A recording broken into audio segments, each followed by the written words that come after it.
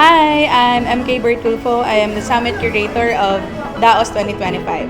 I am the CEO and founder of FH Moms Inc.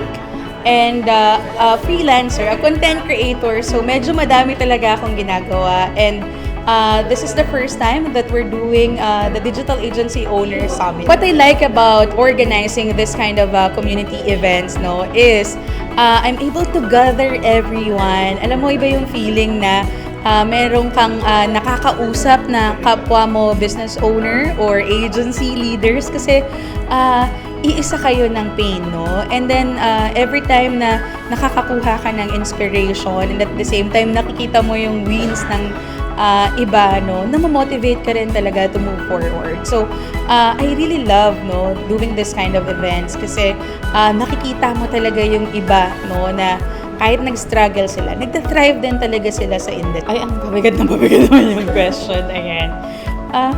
I think it's really consistency, no? So, I've been in the freelancing industry for 8 years already. And FH Moms as a social enterprise, no? And also an agency.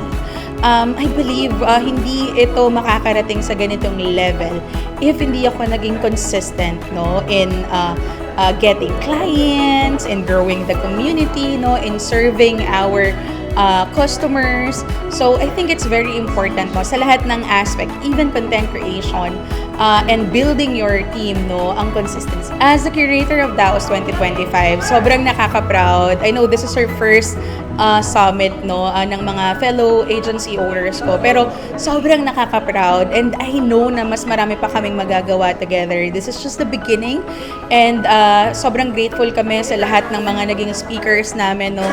We did a lot of talks, workshops, breakout sessions, panel discussions, and nag-enjoy lahat sa mga exhibitors namin because we also invited, no, service providers, mga accountants, and then yung may mga pinoprovide na tools.